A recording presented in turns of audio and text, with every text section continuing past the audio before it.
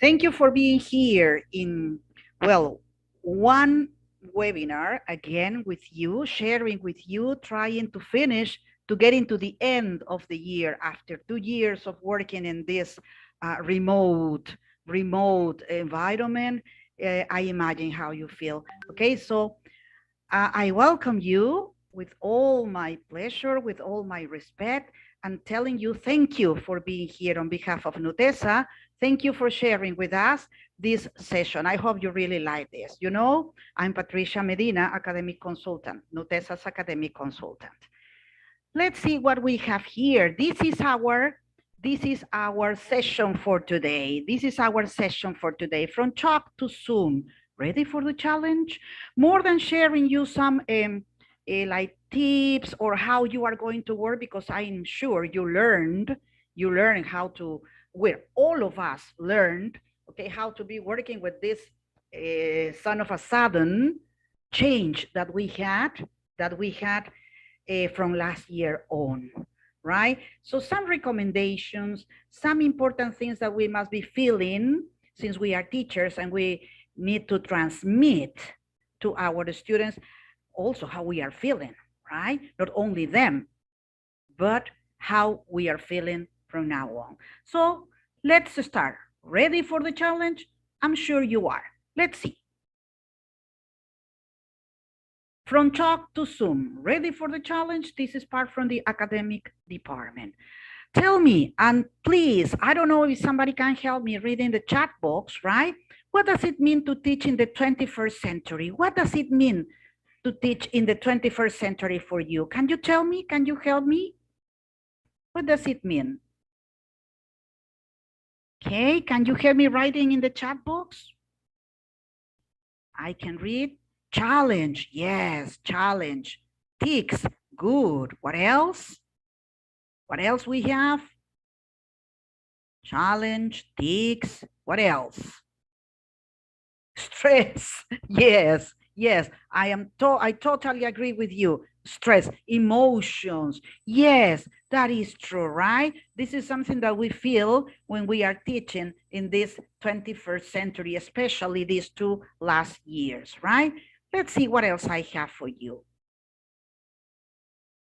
Look at this picture. Look at this picture. This is our real world. Look at the teacher trying to explain the homework, the task, right? What I did on my summer vacation, that is the homework. And look at the answer. What do you mean? You mean you haven't been following me on Twitter all summer? This is the real world of our students, right? Technology at all. So we must be feeling them on Facebook, Twitter, Instagram, probably. Okay, so we are the ones who have to be updated with technology. They already know this. And I have something for you. Let's see how the world has changed. Let me share a video with you. The history of technology in education.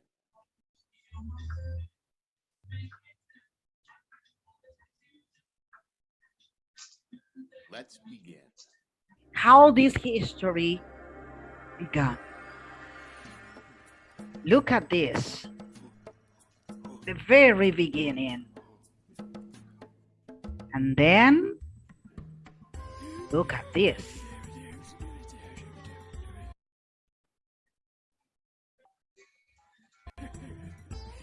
Nobody interrupted me, telling me that I am not sharing my screen, so sorry. Now, yes, you can see. Paper made in China. Look at this.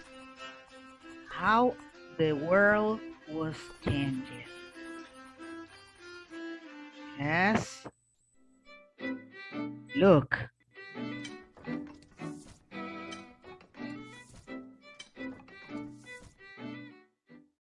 And public education.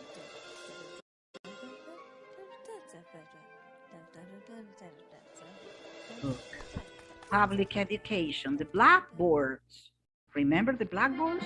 They turn into green boards and then into whiteboards. Audiovisual age, but just with a radio or tape recorder. Look, projector. This was our real life. Look, overhead projector was changing and changing. Look at that. And information age arrived. Television, VCR, VHS, tape.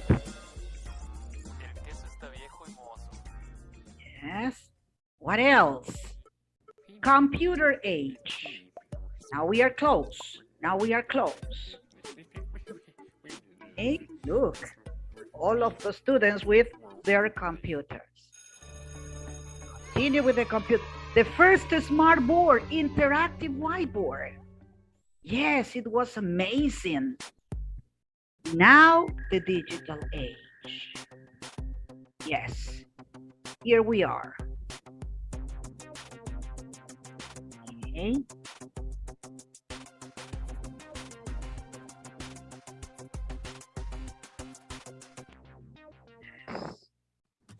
And the interactive age. Smartphones.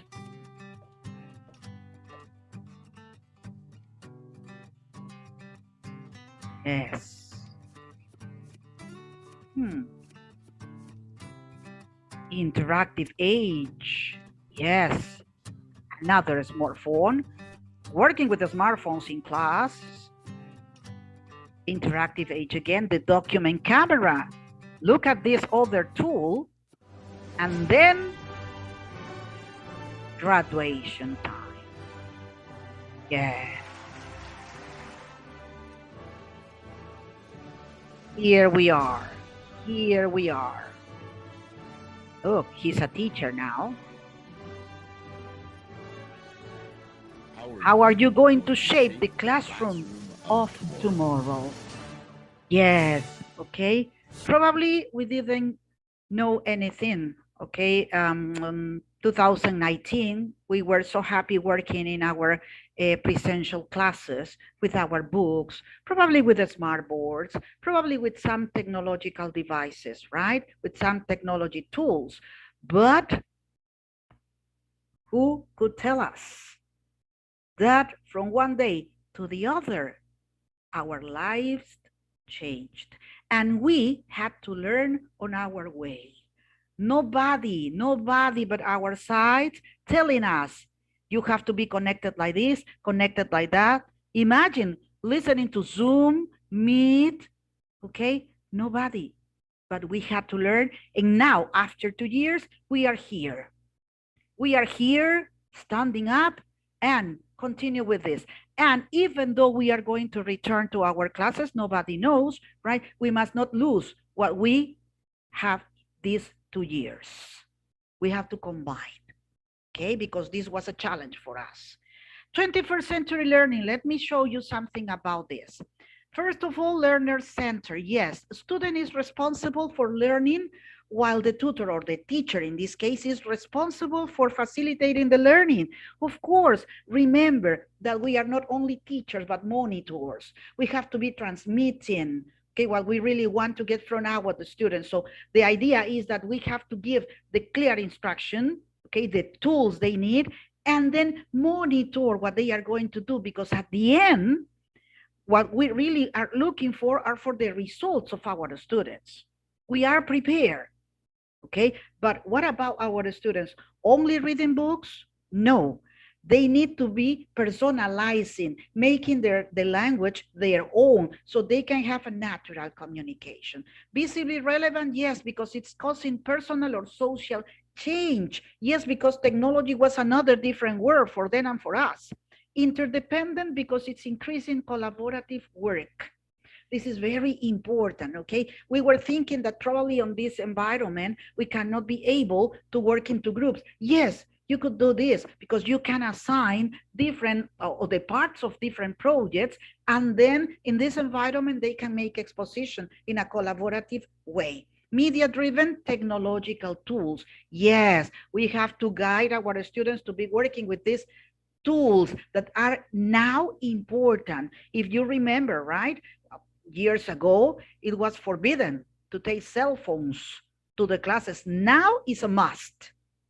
Now, a cell phone is an important tool for working with classes, even though you are working virtually. Diverse because we have to plan different exercises. Remember, right? English, for me, because I'm an English teacher and you know how I love to be, okay, is one of the most, I don't know how I can describe this, but for me, English is the most wonderful subject in the world because you can do what you really want to do. You can sing, you can dance, you can act it out. And that means that you have to propose different activities because if not, your students are going to get bored, right? They don't have to remember dates. They don't have to remember formulas. No, they don't have to remember names. They just have to use the language. But we are going to be the ones who are going to be motivating our students through this. Personalized, as I mentioned before, making the language their own. What we have to be looking for is that at the end of the year, our students are going to be able to communicate using the language, not remembering the structures, but using the language in a natural way. And this is going to depend on the activities we are going to be proposing. Transfer by design, making it meaningful, of course, okay? Memorable sessions, meaningful sessions. Why? Because if not, your students, as I was listening to many teachers, right, to many of my friends, of my colleagues, that they are not able to turn on, they don't want to turn on their cameras. And this was a problem, and this is a problem. And probably it's because they are not feeling motivated. They don't, probably they know what is going to happen in your class, right? Okay, the class is going to be like this, like this, like this. But if you propose different activities that your students probably, they don't know how the class is going to be, they have to be like trying to pay attention to all of the things that the teacher is showing through this class or through any class that she or he is proposing. Adaptable, yes, because we have to be adapted to all situations, and data rich because this is important information that we have to give our students so they can be working. Okay, so this is what we have to say about our 21st century learning. What else do I have? Look, you know how it changed? This is our personal learning backpack with all these tools, with all these technological devices, with all these technological words. Okay, so that means again that we need to be updated to this. Here I have 4 essential rules of 21st century learning. First one, instruction should be student-centered. As I told you before, we have to focus on our student. The student must be the one who is going to be out of the class using the language and continue using the language. Because for me, this is the most valuable thing, that at the end of the class, when they turn on the computer, they continue looking for English, right? Learning should have context. If we don't teach through context, nothing is going to happen in your classes. Remember this, right? We have to motivate, we have to call the attention of our students from the topics that we are going to propose. So this is very important, how we planned our classes, okay? Schools should be integrated with society. Yes, you know, many times there are many different activities in all of our country, right? Like contests or things like this. So we must motivate our students to participate, or even you in your school must be creating, proposing, planifying extra activities that they can call other schools to be integrated with yours. So students are going to feel like free, and they are going to have to feel the security to use English, not only in the class, but outside of it. Education should be collaborative. Okay, this is also important. Look, I showed you the backpack. Now look at this Bloom's taxonomy. Do you remember this? For sure, yes. Because this was, okay, the law when we want to plan. to work on our annual plans. And now we have to be adapting this Bloom's taxonomy into this technological world. Okay, so look at this: creating, evaluating, analyzing, applying, understanding, remembering. This is not changing. What is changing is the content. Okay, the content. So that means when we have to plan. If we have to talk about educational technology, look at the picture. And how is this important? Because technology serves as an instrument, as a link by which students and teachers came together to learn about their worlds. Remember, the connection, the transmission is really important. Remember that you are not only the one who are in front of your students and your word is the last word. No, we have to connect with our students, to be part of their words, to use topics from their words to put into practice in our classes. So that's why it's really important that at the end of our classes, at the end of our sessions, we have to ask our students, what would you really like be working at for next class, for example?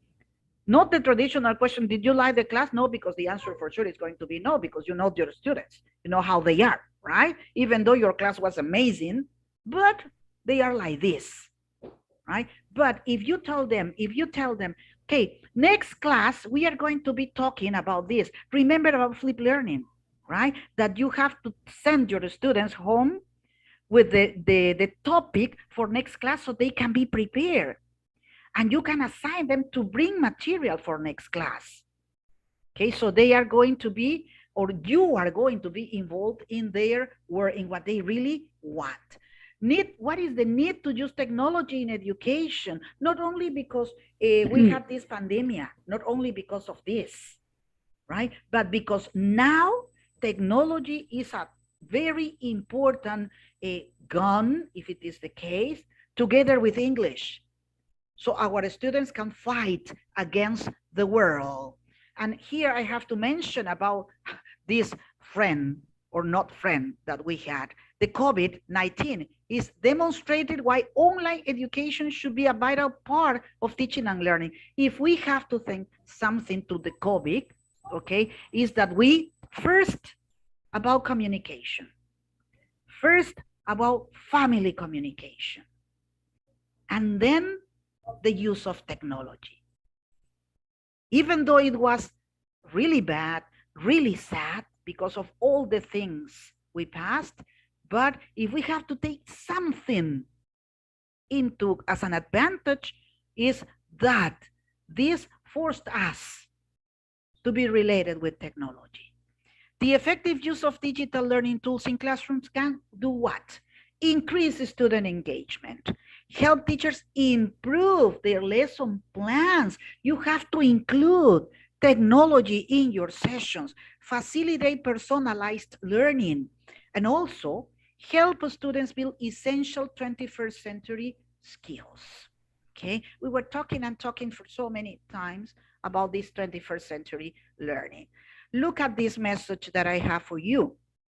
Great teachers using digital technology with certified computing skills will be the most powerful educators in the 21st century. Remember, okay, years ago we were talking about English and computer. They are going to be needed for every human being to fight, okay, against the war. Now is a must. Now is a must. And of course, talking about this, we have to remember about the 4 C's: collaboration, communication, creativity, and critical thinking. And not only because I want to mention, yes, I am working over the 4 C's. No, because we must make this true. Okay, we have built up a world of communication, of creativity, of critical thinking. Students must be able to analyze, to think about, and to solve problems. And of course, collaboration, which is the most important now. Here I have the challenges, core skills or challenges in the 21st century teaching, which are effective communication skills, learning and innovation skills, life and career skills, info, media, and technology skills. And let's see. Effective communication skills. Why? Because teachers need to be well versed in the language in order for them to give the knowledge effectively. So that means, in simple words, we need to be prepared. And to prepare is to be planning, okay, in advance what is going to happen in our class. And you have to remember the faces of each one of your students. Remember, if you are not working by levels and you have mixed ability students in your class, you have to remember all the faces of each one of your students to know what activities you are going to propose. Okay, learning and innovation skills. Why? Because teachers must possess creativity and stimulate the learner's critical thinking and problem solving skills. This is one topic that I really want to talk about: creativity. If you don't work with creativity, you are not a teacher. Remember, this is one of the most important characteristics of a great teacher: creativity. That's why all of our students are looking for English teachers, because they are thinking that we are crazy people, and we are. Okay? Info, media, and technology skills. Teachers must be infotective and tech savvy. Yes. Up to now and from now on, we must be working with all the technological tools, not only our laptops, not only our cell phones, but all the resources that are involved with technology. Okay, because students know more than we know. They are digital natives. Remember this. Life and career skills. A teacher must possess flexibility and adaptability, leadership and responsibility, initiative and self-direction, and productivity and accountability. Okay? And here I have some characteristics and challenges of the 21st century teachers. Let's see if we are getting to this. But first, can you answer me these questions? We are in the 21st century. So what does that mean and look like in our world and for education? This is one question. And the other one is, what characteristics should teachers have? I want to read you in the chat box. Let's see. Okay. What does that mean and look like in our work and for education? That we are in the 21st century. And what characteristics should teachers have? Creative. Yes. Thank you, Luz. Creative. What else? What other characteristics?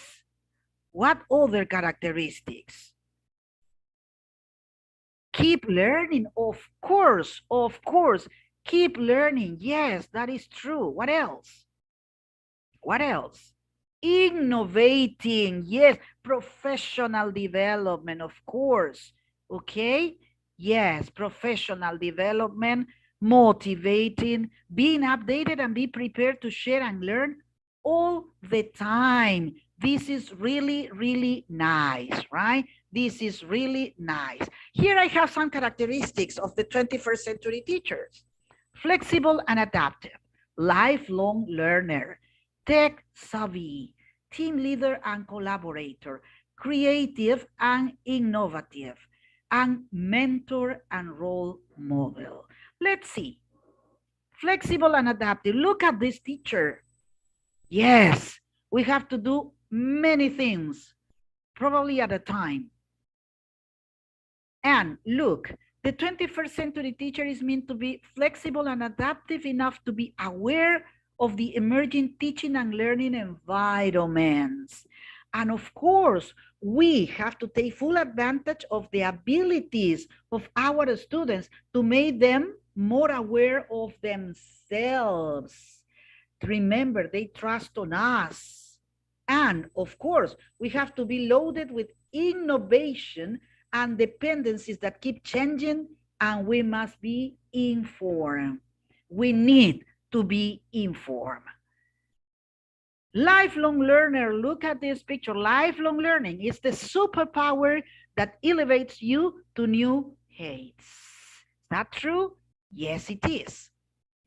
We must stay on top of the knowledge curve with new information and innovations. And why? To transmit this to our students, to give them security, okay, to give them knowledge. We must be an ardent, a passionate follower of global trends in education, and of course, other disciplines, okay? And we must be a persistent learner, an avid reader, and reading one at that of emerging knowledge base and technology trends. I have to be honest, right? I really didn't like technology. I really didn't like it, right? But after these 2 years, I love technology. I don't know how am I going to be working without this. Without this. Tech-savvy. Why? Look at the picture. A tech-savvy teacher must what? Must integrate multiple technologies in the classroom. And if we return to classes, okay, probably just semi-presential or not, we must be managing different tools in the class, because probably we are going to have one group in our class and the other group connected. So imagine we have to manage with different tools to have the same topic and to control the whole group. Integrate apps, multimedia, and e-learning tools. Yes, because if not, our students are going to take advantage of this. Analyze and explore technology smartly and extensively. Discover and recognize new learning environments always. Okay, be updated, and promote the use of online, virtual, and other smart tools. Whatever is related to technology, we put this into practice in our sessions. Look, we were talking about different kinds of kits. Okay, pedagogical kits, a student kit, teacher kit, and here we have our digital tool kit. Okay, this is what we have to be focused on from now on. Everything has changed. A team leader and collaborator. Why? Because we are the model for our students. And we have to get out of our shell. Okay, we have to get out of our shell and be a team leader. Encourage learning-centered education and cooperative learning to promote smart communication skills. Remember, in our sessions, your students must be able to be using the language, not only to follow rules, not only to be reading books, to be writing, no, but making expositions, okay, developing or exposing about projects, but using the language so they can feel motivated to turn on their cameras, become visionary and inspirational. Right. Remember the responsibility of a teacher, especially if we are English teachers, because our students love us so much. And our world is the law. Our word is the law for our students. So this is a great responsibility we have. And encourage career learning and guidance. Creative and innovative. I like this picture. I like this picture, not only because of the color, because what it is projecting, right? Creating teaching can help learners develop original thought and imagination as the door for the 21st century and the door to the world that we don't know where are they going to be. Innovative learning is going to prepare children to think up new ideas, tools, and dimensions relevant to real life. And of course, learners are going to be encouraged to integrate ideas and thoughts from different areas of curriculum. Remember our CLIL approach, okay? That we are going to extend the vocabulary of our students. But in order to do this, they need what? The right educators in and outside the classroom, okay? Mentor and role model. Let me watch my time, right? Yes, okay. Mentor and role model. Why? because the 21st century teacher is meant to be someone they can lean on. So we should be sensitive to learner real life challenges, teaching ethical values, a mentor on cyberbullying. Okay, yes, we have to talk about this so we can help controlling this. Aware and mentor on inappropriate content online, appropriately sociable, and a champion of physical wellness in the tech era of a sedentary lifestyle. What are the characteristics? We talk about the characteristics of teachers. Now, the characteristics of our students. They are group oriented and social. Yes, they like to be in control all the time, but it's going to depend on us, right? They are inclusive. Yes, they are digital native. Look at that picture. Look at that because it's kind of a baby, right? It's a child and working with technology. They are more likely to take risks. So don't handicap your students before you propose the activity. Sometimes you say, no, they are not going to be able to do this. Don't handicap your students before you propose the activity because they are more likely to take risks. And of course, they love designing solutions to all the problems. And this is good because with this, we are working on group work, which is necessary. What are the strategies for teachers to deal with 21st century learners?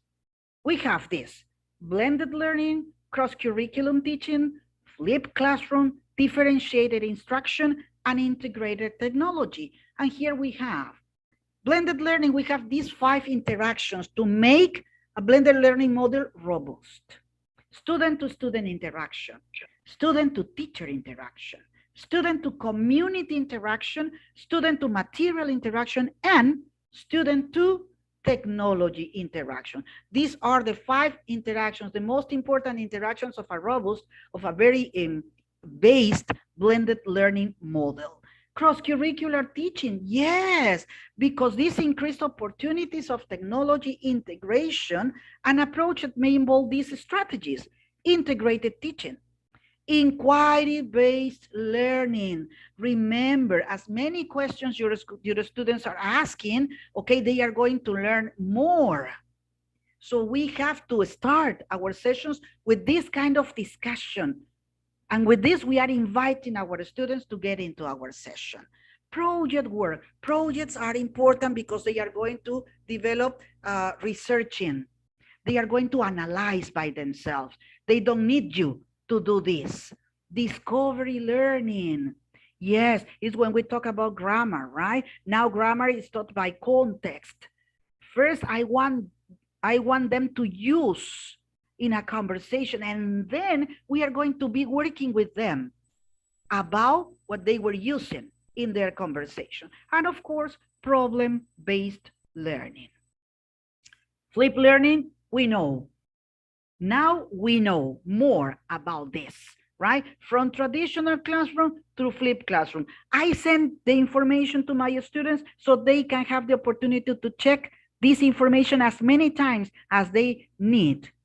And then with this information, they can prepare to our class to put this information into practice, practice and practice and practice in our session.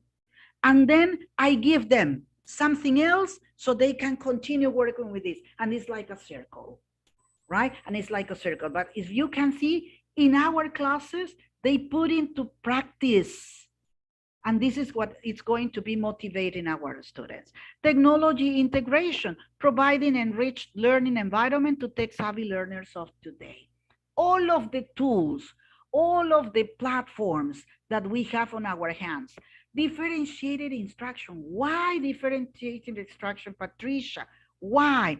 Because classrooms are filled with the students who have different needs, come from different educational backgrounds, have different attention spans and interests, have different language abilities, and have different cultural backgrounds.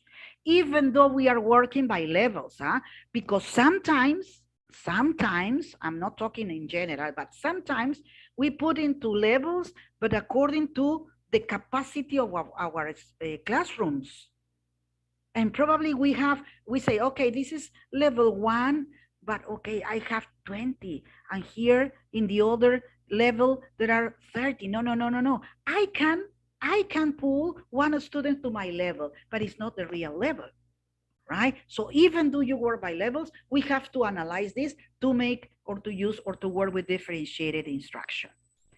Tailoring the teaching style according to the learning styles of mixed ability learners. This is what I was talking about. By matching to readiness levels, you have to give appropriate intervention or extension activities as required. And of course, allowing children to select activities based on areas of interest. This is another great way to differentiate. Okay, tell your students about this. We have to be focused on multiple intelligences to work on these differentiated instructions. Summarizing. Let's get into the end. Look, selfie teachers. Now we work with this, right? We work with cell phones. We work with everything related with technology. Now we are masters of this. What we need, because I am included in this because I'm a teacher. Teachers need to what? To develop digital competence, to get training, okay? Learn and apply digital and technological resources. Learn to use searchers and resources, and the most important, become innovative and creative. Okay, this is the most important. And students, what do they need? They need to learn the appropriate ways to use technology in their own preparation process, to get knowledge and awareness of the internet privacy and security, to organize time, value skills, critical attitude, sense of cooperation, and organize and apply methods for specific purposes. Okay? Some recommendations for you, my dear friends. Change and learning have to be engaged to unity and cooperation from institutions. Curriculum must be revised and planned. For me, I have to check all the plans that Ministerio de Educación is asking for. Too many papers, right? Too many papers, and we want results. My personal point of view. Resources have to be prepared, tested, and verified. Teachers' training programs have to be organized, and change should be structured and well planned. Okay? I have something for you. It says, to develop lifelong learners in our classroom, we must be lifelong learners ourselves. Is that true? Yes, it is. Never stop learning, because life never stops teaching. This is true. Okay? So, thank you so much. I hope you really enjoy with this, more than giving you how to be working in a class, some thoughts that I wanted you to continue thinking about. Because these 2 years, at the beginning of 2020, I was thinking that it was going to be difficult and almost impossible. But after these 2 years, I have to say, thank you, dear teachers, and I really admire you. I really admire and I really respect you, because everything you were doing to get your schools, your sessions, and the most important, your students to continue with their education. So this is just something I want to ask you. Are you teachers now accepting the challenges of the new digital era in education? I'm sure the answer is yes. I'm sure the answer is yes. Okay? And from my part, thank you so much. It was for me a gift to see you, to be connected with you after a long time, okay? It has passed a long time that I was not with you, and I was missing you a lot. thank you. Thank you for the response of being here with me this afternoon. Thank you so much. Hello, Lourdes. Okay. Hello, Hi. Patricia. Hi. Hi, Here you teachers. Hello, are. teachers. Yes, my friend. I'm Hello. here with all of you, dear teachers, and this is family. Yes. You Thank know you. that we have to, well, to do some other things, maybe outside with other teachers too. Part So of that our job. yeah, it's part of our job, as you say. And very important, Patricia, what you shared with us, yes, this afternoon, because where you gave us clear guidelines, because we are teachers and we need sometimes this refreshment to refresh our ideas, to sharpen our thoughts to about this kind of as you says, we are lifelong learners. Yes. Yes, of course, why not? And continuing now, the second part of our session, this memorable talk, Thank you. we have some guests, Patricia, we have some people that will be here with us. I know they are there. Viviana Abella. Yes. Hi, Viviana. Ah, she Hello, is. Viviana. And Hello, then good we evening. have Mari Carmen Devoto too. Yes. Mari Carmen is here too. Well, Mari Carmen and Viviana are from, in this case, Michigan Language Assessment, because we are continuing our growing as teachers. Yes, growing as teachers. We have to take in consideration international exams, and EduCert, yes, is the institution that is going to talk about today, this afternoon, about these important examinations. So the Michigan Language Assessment. So Viviana, the floor is yours and the audience too. Thank you, We hear Patricia. you. I'm Lourdes. I I sorry. I'm no, Patricia. I'm Patricia Patricia. and I'm Lourdes. Patricia Patricia. and Lourdes. But Thank you welcome, very much. Yes, welcome, welcome. welcome. Don't worry. Welcome, Viviana. No. Yes.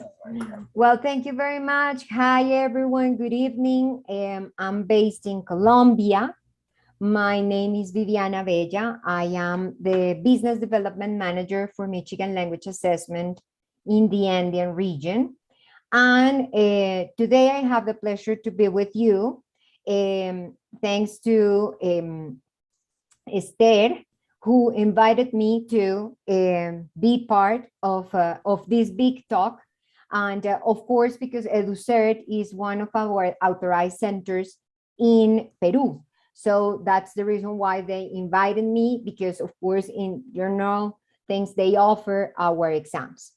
However, today, they asked me to talk and to speak in general about international certificates. And I decided to talk to you, how do we choose the correct exam for our students or for us? Because probably you have noticed that nowadays in the examination field, there are too many exams, and we are too many business development managers around you, and we are all the time trying to approach to you and to get in touch with the schools and with the universities and offer our exams, which is quite good because you have plenty of options to choose. But how do we decide which one is the correct in which stage of the process? So that's what I want to share with you in this 15 minutes that I have. And at the end, if there is a space for questions, please feel free. If not, of course, you will have as well my email. So you can ask me any question, and EduCert as well will be there for you to solve any question related to our exams. But I will try to make this general so you really learn something more than just about Michigan exams, which is of course very important. But I want you to take something home different than just about the Michigan exams. Okay, so let's start. The first and main reason why we should become international certified with a recognized English test, or why our students should be international certified is basically because when we take an English language exam, we are allowing students to prove their English level, not only to themselves, which is very important, because that way you see your progress, you see how much you have done, but because in the universities, migration departments, employers, and much more, schools, if you are a teacher, of course, when you want to change to other place, you will have to prove your English. With this, what I want to say is, what is the most important thing? Of course, the most important thing is to learn a second language, English, French, any language that you would like to have, other languages. That really opens your world. But if you want to make a real good tool of that language that you have learned, then you have to prove your language.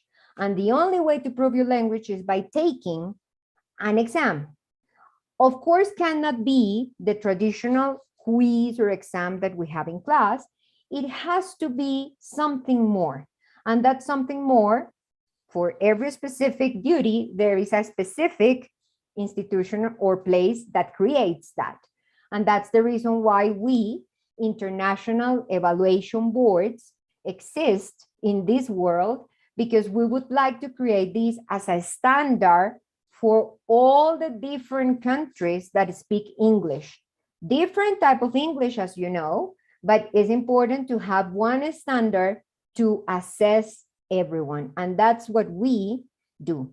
So an international certificate really gives you dependable results that can help you to reach your goals.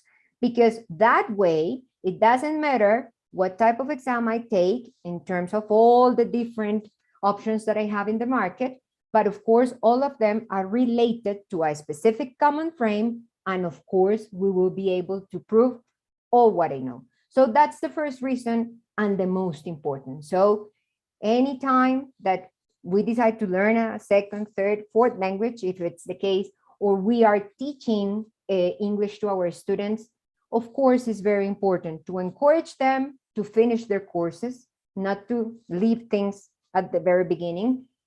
But most important and very important, of course, is to encourage them to certify their English. That way, they will have a passport to the world. So what is the first thing that we should do? We should set a goal.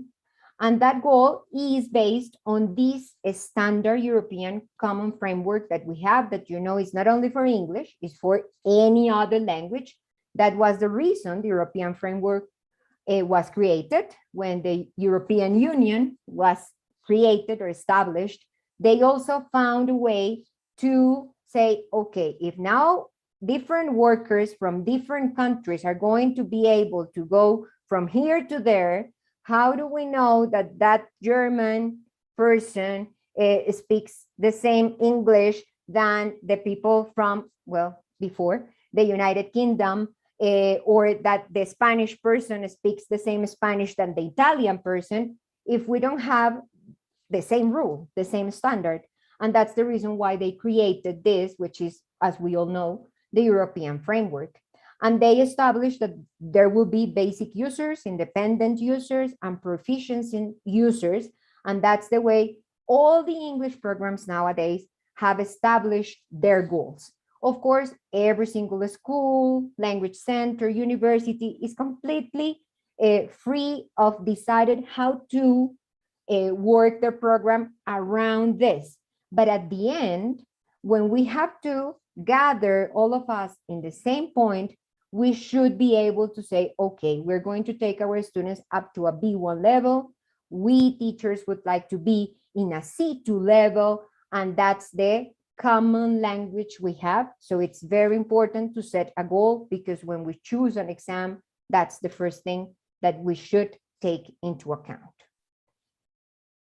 Then the second thing is, okay, so when I check in Google, international exam, English exams, probably you have seen that there is a plenty of different options, different offers.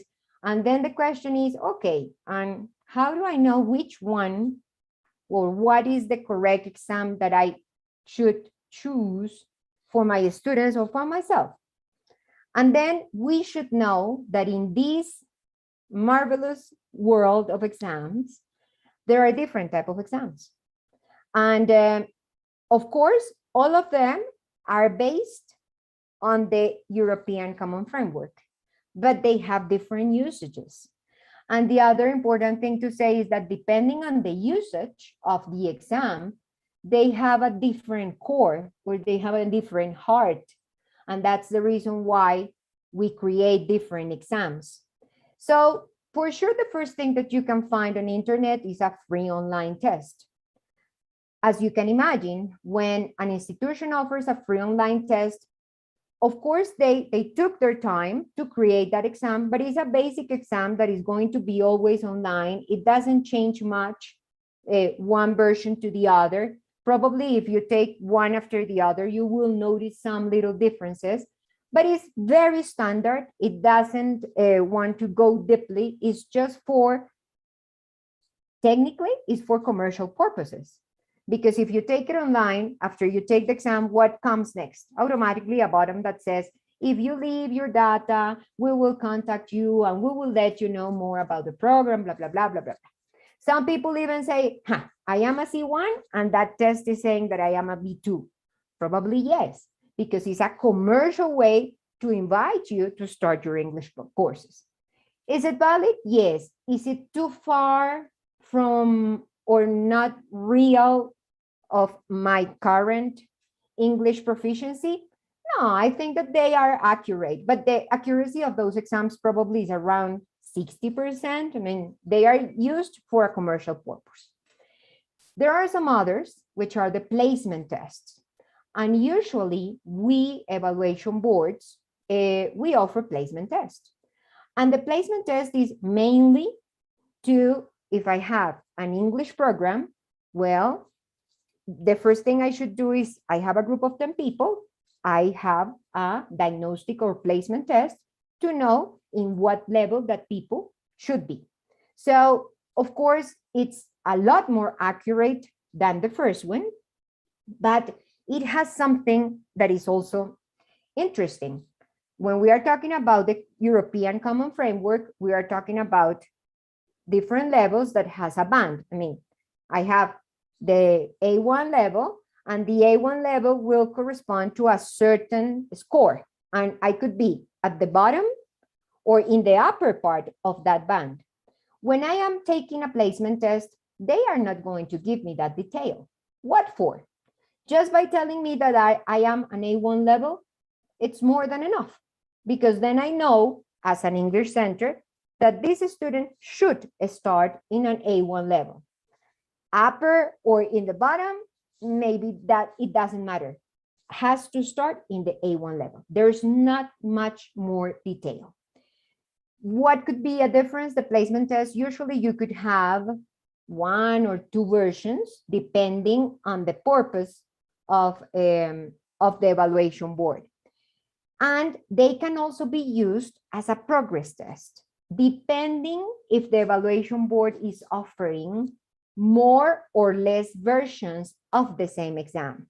Because of course, you cannot see any progress if in January you take a placement test and then in December you will take exactly the same placement test because it doesn't have any version.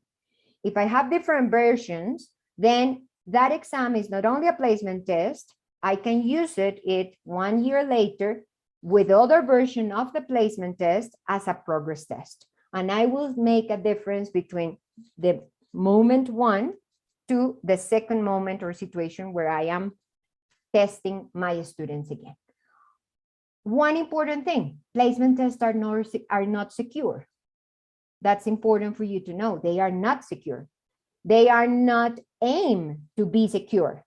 Usually what we do is if a school wants a placement test, I give the placement test to the school.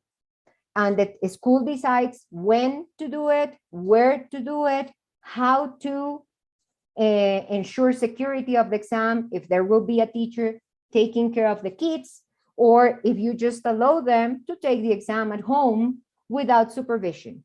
the security is not part of a placement test or progress test. That's important thing.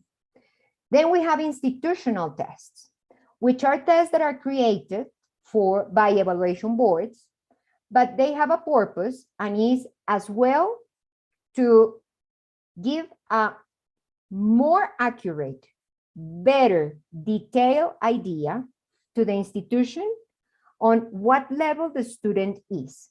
But an institutional test usually only has local purpose or local meaning. It means that if I take an institutional test, I cannot go to other country to say, look, here I have my test, because the universities won't take that as a certificate. They know that there's an institutional test that was created by international boards, but they are for local purposes.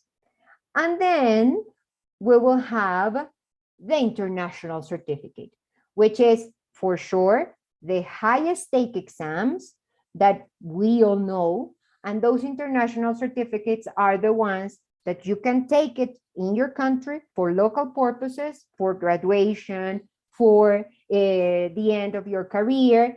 But of course, you can take them as well. And if you want to study in the United States or you want to study in Europe, you can take this as an international passport and say, look, here is the proof that I speak English. Here is my international certificate.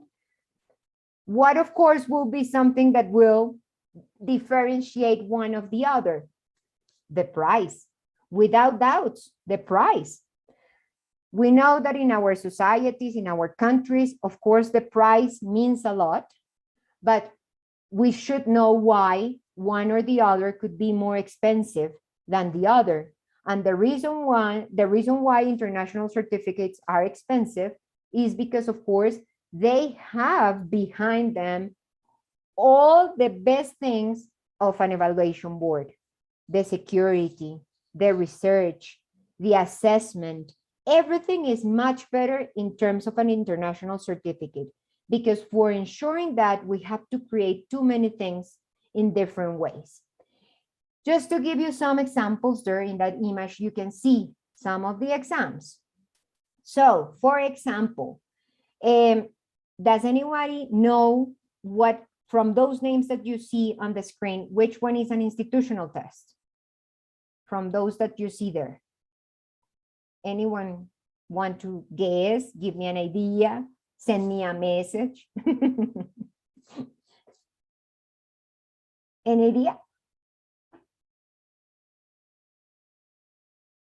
Or which one is an international certificate? That probably you know much more about those.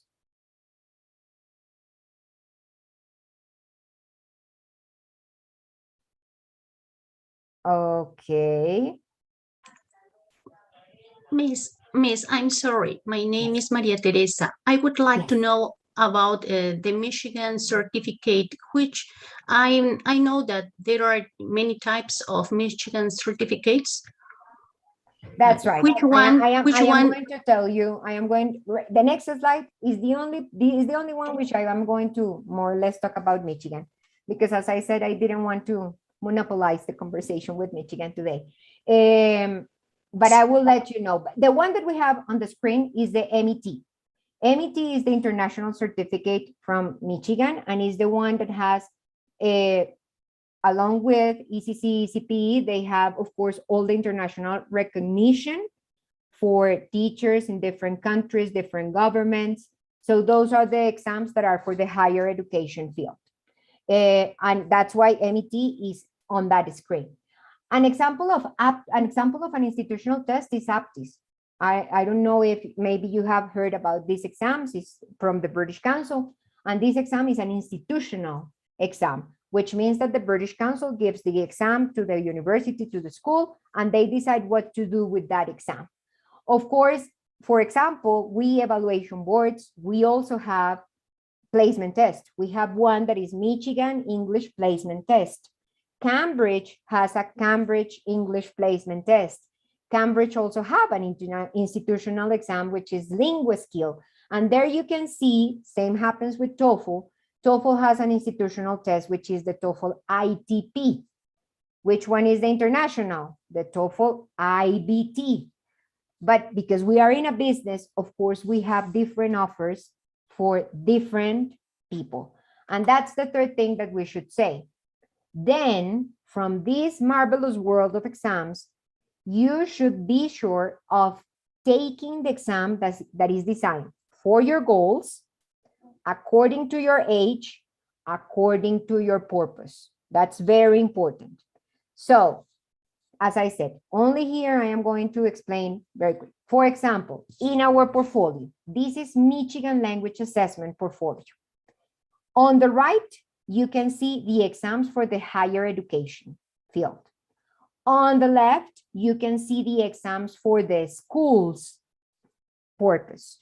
So when we are assessing students in schools, we should ensure that we have the correct exam for the age of our students.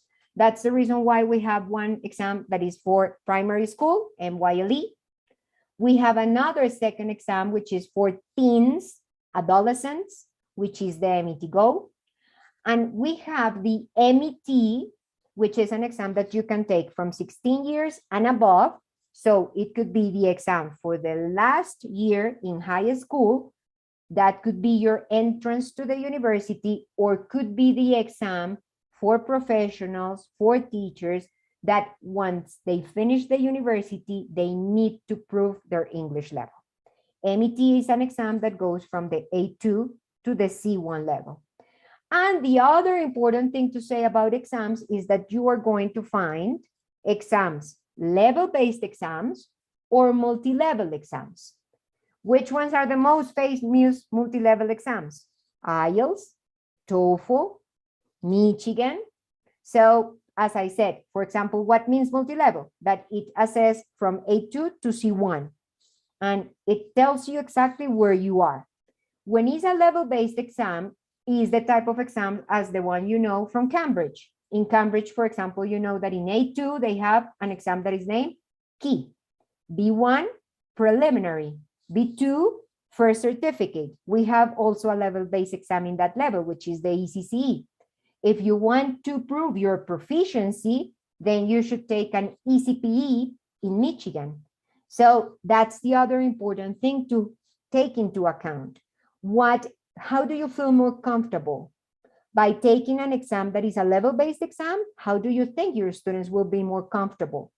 If you have groups on which you have students that maybe have been in other schools and they come to be part of your group at this moment after pandemic, for example, probably the level of English of your students is not exactly the same in a group of 20 students. Then you should better use a multi-level exam, because that way you give the opportunity to everyone to really prove how they are using your English. And it doesn't matter if one is A1 and the other is B1, they will get a certificate.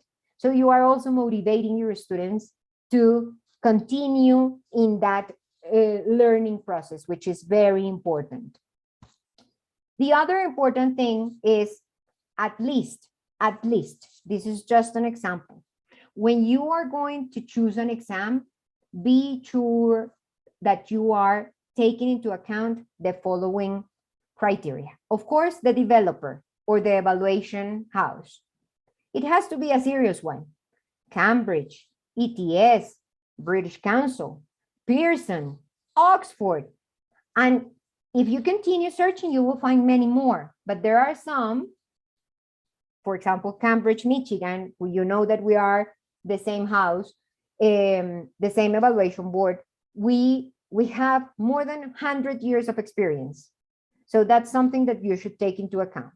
Of course, you would like as well to ensure that you know what levels of the Common European Framework they are covering. What are the levels the exam covers? Also, the age group. You cannot test students that are under 16 with an exam that is 16 or over. That's not correct. We should not do that. That's very important. If you have adolescents, use an exam for those ages. If you have, that's the reason why as well there are exams for specific professions. There are exams for doctors, medical doctors, nurses, exams for lawyers, because of course you would like to prove their English level according to their experience and their field or they are working, right? The usage in terms of what are they for? Of course, IELTS and TOEFL, those are the kings of the world. They are mainly used for everything. But the most important thing and the purpose why they were created is because they would like to help for international mobility, to travel and to study abroad. That's the main usage of those exams. But we have many others, as we said, for progress, for admissions, for scholarships. So those are important things as well to check, because remember that there is a price factor that is very important. Another important thing to have into account is the skills. Which is the correct way to proceed? To have exams that always evaluate or assess 4 skills. It's not just by saying, yes, I could listen, and if you speak to me slowly, maybe I can speak, and probably I could read. No. It's not about probabilities, and if you know. The idea of speaking a language is that I am able to comprehend and to produce the language. That's the main reason. So we should encourage our students to take 4 skill exams. However, because of the need of the market, we evaluation boards have created other options. For example, in Michigan, we have the possibility to evaluate 2 skills, which are the which are the comprehension skills, listening, reading, or you take the 4 skills. Exams as aptis or lingua skills, they have decided you can assess 1 skill or you can assess 4 skills. It depends, or 1 or 2 or 3 or the 4. It depends on what you want. That's the reason why it's so important to understand all these differences. And nowadays, and now that we have to be involved and completely into this new IT world that we have nowadays, of course, something that we have to do as evaluation boards is to evolve to the digital stage. So nowadays, all the evaluation boards, serious evaluation boards, are doing their effort to take exams to the digital side. So in our case, we Michigan, we have already schools exams are digital and the MET is digital. And more than digital means that they are also remote, means that it doesn't matter where you are. You can, if you have a computer, you can take the exam wherever you are, which is so important. And also because it's a lot faster, easier, no paper. We are some way supporting everything about climate change, because of course we're using less paper. So all these things are responding to our new reality. So it's also important for you to think on that and decide if you would like to continue using the old paper-based version or you prefer to go into the new technology and start using computer-based or more online digital exams. Another important thing, as I said, be sure that you are working with an exam that is well known and that is also, of course, supported by a well-known evaluation board. The ones that, of course, are quite known in the world. Well, Cambridge Assessment English, of course, has more than 100 years of experience doing this. ETS as well. You know, they are the parents of TOEFL, so they have been doing a great work. TOEFL is an exam that probably has around 40 to 50 years nowadays. The British Council, they are, well, they own a part of the IELTS exam, so they know pretty well how to manage exams. And now they also have this exam, which is institutional. Trinity College London has been on the field for many years. Pearson, Oxford, the ones that are related to universities and to big publishing houses, of course, They are very serious at the time that they are working with exams. And we also, Michigan Language Assessment, well, we are completely related to all what the University of Michigan has done in terms of English as a second language, assessing English as a second language. So we have been on the field for more than 75 years nowadays. So this is very important. If you don't have this support, probably assessing your students won't be a good experience. So be sure that you choose one of these houses that are really supporting you, because they are going to provide you materials, webinars, trainings. And this learning process, this constant learning process is very important also when you are assessing students. And this is the most important part of an international certificate. Any international certificate should be secure, reliable, and it has to be fair, right? What do we mean by that? When we talk about security, I was telling you the difference. A placement test is not secure. The progress test is not secure. The institutional exam is not secure. When we talk about an international certificate, why is secure? Because of course, we have to work with the specific institutions in a country. I told you at the very beginning, we work with EduCert in Peru, and they sign an agreement with us to represent us on the field. So they are going to take care of the security of the exam, which means that they receive the exams, paper-based or computer-based digital exams. They will take those exams to the students. They will be in charge of the session. No one else can do anything with those exams. And at the end, they are in charge of uploading the answers, uploading the papers, receiving the certificates. So we are really taking care of those exams, because remember that exam will give the student the possibility to enter to a new country, to enter to a new university. So we cannot take chances with this. This is very serious. I had a boss in the British Council that says that international exams are like diamonds. And he always says, will you leave a bag of diamonds on top of your desk? The answer was no. Well, exams, international exams are the same. When we talk about international exams, we are talking about custody. You take those exams and you take those exams with you. We have safe boxes to put those exams in if those are paper. Now that we are in the digital era, of course, we have to take as many measures, you cannot imagine how many, in order to test a student at home. So we can ensure the student has a good experience, but also a secure experience. That's very important. And reliable, because we are really telling you, when I tell you that you have a B1 level in a Michigan exam, that's what you have, a B1 level. And of course, the way the exam is created and the exam is built for all that purpose is what really certify that you are in a B1 level. And that is fair, which means that if we're talking about multi-levels exam, is that the multi-level exams will include questions from the A1 level to the C1 level in the most fairness way possible. So the student really could answer and can show and prove what they know, up to what point they know, and from what point on they probably cannot answer questions. And it's a real art to build these type of exams.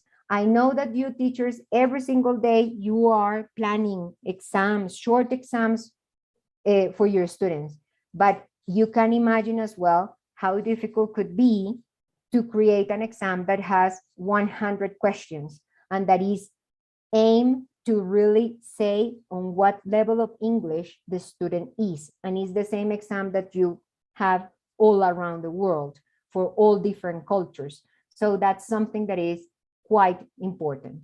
Also, when we are talking about these exams, it's about backed by research, which means that we are really able to provide you with sample tests, with examples, with demos, with very important results. We are not only giving you score reports with a grade, we are telling you more. We are telling you on which things you are good, on what things you have the possibility to improve your English level, and what things you should do to continue improving your English level. So when you are supported by these type of evaluation boards, you will have an excellent opportunity to give your students that opportunity to really improve their learning and feel motivated by this. Viviana, Yes. so sorry. Yes, thank you. I know this is a really important information, right? But We we are can running out of send. time. Yes, we can send. We Sure. can send this information to all of our teachers. But for sure, you know, we plan a schedule because they have something else to do. Also, give classes and things like this. You know, the life For of a sure, teacher, Patricia. right? Yes. So Um, thank you so much. Thank you so much because this is really important for us. Okay, and for sure we are going to be sending our teachers this information so they can I'll have a send you clear the idea. presentation, and Thank just for you. me, I was that was the last important thing to say for sure. And here you have my information, my email. So if someone would like to receive a specific information about Michigan, please feel free to contact and just tell me we met on Wednesday. Can you send information about your exams, and we can plan about this. As I said today, I want just to give you something that you can take home and think about it, not only about Michigan. But thank you very much, Patricia. Thank you so much. And Thank you, and Lourdes. Patricia, Thank you. you. No, Thank you so Viviana. much. Thanks to you, Okay. and Yes. thanks to EduCert and Esther. Thank you Let's so much. continue. Yes. Thank you. Okay, Patricia. So interesting. What we have. Yes. But Interesting Viviana information. told us for our teachers too. Yes. Well, and now what comes next? First, is before the raffle that I know Yes. all of you are waiting for, because you deserve, right? Because of this time that you were sharing with us. Okay, you deserve. We have good prizes for you. Okay, but before, you know, we need to take pictures of you. Just 2 seconds. Okay, turn on your cameras because we want to have pictures from you, from your participation. Yes, okay. Say hello, and let's take the pictures. Let's take the pictures, okay? Let's take the picture. Yes, for sure. Some teachers are telling us we need a second part with Miss Viviana. Yes, for sure. Yes. For sure. Yes. We are going to plan a special session with her, right? Yes. Don't worry. Don't worry. Because Yes. we know that there is so important tips. She gave us so important information too. Yes. Friendly So, faces. Hello, friendly- hello. hello, Yes. hello. Say hello. Say hello for the picture, All right? of you. Thank you. Yes. And now we go with the raffle, Hi. Lourdes, I guess. Yes. You have it. Yes. Yes. Go Don't on. leave the room, please. Don't leave the room. Don't go. Don't go. Don't leave the room. We have some prizes for Yes. you. Okay. Okay. And now it's time for our raffle. In this, but for the raffle, remember, and for the certificates, you must fill your information in the link. There was a link that was with us through all this session, and you must fill it in order to get your certificates. Yes? Okay, so we hope all of you filled the link, fill your information, and now, and what is the prize for today, Patricia? Yes, we are going to have some 10, packs. 10 prizes. Some packs for you, Yes, for your packs. classes. You are yes. teachers, and you know, teachers always need extra material for our classes. Okay, so we are going to have 10 prizes. Yes, 10 prizes 10 today. prizes. And You after deserve.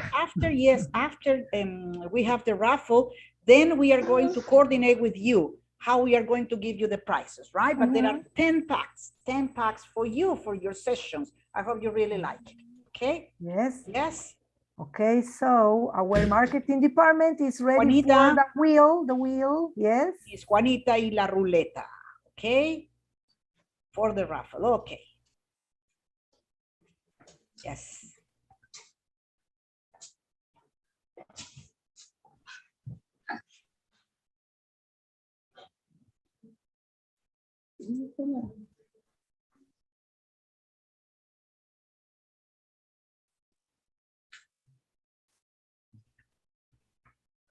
Okay, we're going to have 5 prizes first. Yes?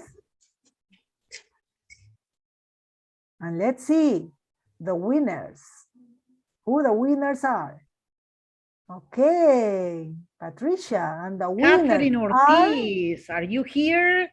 Yanela Berrocal, Miria Karlovich, Rosario Palomino. Muchas Yes. gracias. Yanela Berrocal is here. Yanela Berrocal is here. Yes, okay. Yes, Yanela Berrocal is here. Catherine Miria. Ortiz, are you here? Yes, I think Catherine Ortiz. Miria Karlovich, yes. Miria is here. Hello, Miria. Okay. Rosario Palomino, are you here? Yes, Rosario. Rosario and Claudia Quispe Ledesma. Let's see. Claudia Quispe. Claudia Quispe is not here, I think. Yes. No, Claudia. Only we have Quispe Yanela is not Berrocal here. and we have Miria Karlovich. Yes. Yes. Yes. Only 2 teachers. Only 2 teachers. Okay. Again. 8 prizes now, I guess. 8, Juanita, de frente. Ya completaríamos los 10.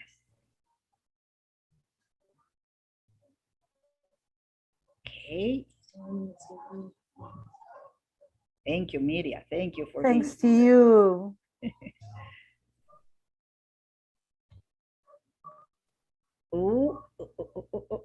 But we were considering the other teachers. Again, están quienes no habían salido. A ver si, están quienes ya habían salido. Well, Lucila Soldevilla is here. Lucila, Yes, está aquí. Lucila Okay. is here. María Graciela Monsante.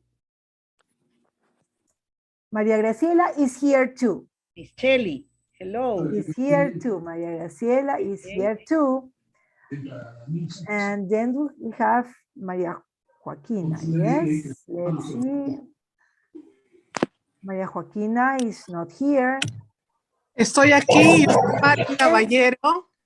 Oh, with other, yes. You are not. I'm here. Mari Caballero. Yes. Caballero, Mari, Valdivia, María Okay, Elisa. you are Okay. here, Mari Caballero. You are you here. have other name. Sorry. Yes. Yeah. Don't omit me, please. Don't omit me. I'm here. No. Yes, you are Jennifer, here. You are here. Jennifer Aliendres Pérez is here too. Okay. ¿Cuántos premios tenemos hasta el momento de los 10, por favor? María How many prizes Joaquina. do we have out of 10? Hello. I am María Joaquina Cruz, yes, is here too. María Joaquina is here too. So María Joaquina, Jennifer, then we have María Monsante is here, yes. Claudia is here too. Mari Caballero, don't forget Mari about me. Mari Caballero, So, yes. Oh my Claudia God, Quispe. why you are forgetting my name? No. Don't worry. I am colleague for Pichelli, please. We work Yes, together I in know, La Salle we School, know, so we I don't know know. why La you are Salle forgetting School. about me. Yes, don't worry, don't worry. Claudia Yes. Quispe is not here. How many prizes do we have out of 10?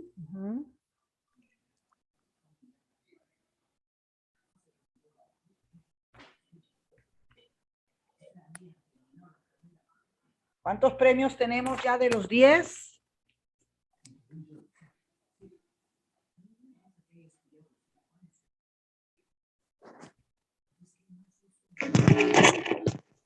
Faltarían 3. Faltarían 3. Muchas gracias. Gracias. Okay. Gracias. 3 premios, gracias. Juanita. Gracias, Elizabeth. 3 premios and we close.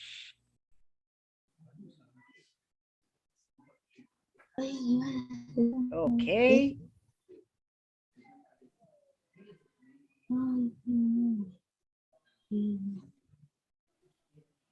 Delgado Luis Alberto, Luceliana Pajares. Sí, estoy aquí, Luis. Luis, Thank muy you, bien. Luis. Congratulations. Luceliana Pajares, Luceliana Pajares. Hi, hello, good evening. Hello, yes, Luceliana, Pajares, ahí hello. está. Y Hello. Luis Achahuanco. Nice to meet you, everyone. Nice to meet you you. too, Luis Achahuanco, ¿ok? Está también. Los tres que faltaban, we have 10 prizes for you, ¿ok? Thank you so much. Gracias, Juanita. Gracias. Congratulations to all of you. Congratulations. Then we contact you. Then we contact you and we coordinate how are we going to give you your prizes, okay? Don't worry. Thank you. Okay, Yes. thank you so much. I really appreciate it. Unmute Bye-bye. the microphones. Ahí Don't forget desmutenlos me a anymore. todos. Juanita, ¿puedes dejar de compartir para poder ya despedirnos? Ok. Ahora sí. Sí. Que deje de compartir la ruleta, por favor. Ya está, Patricia. Okay, so it's time. It's time to say goodbye. Bye. Yes. Best regards to everybody. Yes. Thank you. Thank you. Best Thank you regards. so much. Bye-bye. See Bye-bye. you. Okay, Big hug. okay, there Big you hug, my are. dear There friend. you are. A big Goodbye. hug, my dear Thank friend. you Bye, for thank being you. here. Much regards to Bye-bye. all of you. Renzo, Mari Carmen, Bye-bye. Lourdes, and Patricia. Thank you so much. Thank Bye, you. Marty. Thank Bye you. bye. Big hug. Bye. Bye, Marty, big Miriam. hug. Bye. Goodbye. Thank you so much. Bye-bye. Thank you. Bye-bye. Thank you. Yes. Ciao, Yes. Rencito. Bye-bye. Thank you. Goodbye. Bye. See you. Goodbye. Bye-bye. Goodbye. Bye-bye. Thank you Miss so much. Patricia, All of you. María Thank Joaquina, you. le quería decir algo. En el sorteo salió Cruz María Joaquina, pero es Renzo, are you Cruz. there? Y Mary, Yes. ¿cómo está? ¿Cómo es posible que me ignoren de esa manera, Rencito? A mí, Mary, que tiene más años que todas las que están en la Salle, no puede ser. ¿Cómo es posible, Rencito? Me resiento contigo. Jamás, Mary, jamás. No, Miss, ¿Cómo está? no, ¿por Qué gusto qué? verla. Nada, Miss, nada. Un gusto de verte, Rencito. Igual, Miss, igual. Thank Ya nos you. veremos Vemos. en presencial el próximo Hasta año, te luego. cuento, ¿ah? Hasta luego. Eso está nos muy vemos. bien. Bye, Thank bye. you. Un besito Goodbye. para Thank todos. you. Saludos, Thank you. gracias. Blessings. Bye. Thank you. See Bye, you. bye. Cerrando sala en 3, 2, 1. Mami, Gracias. gané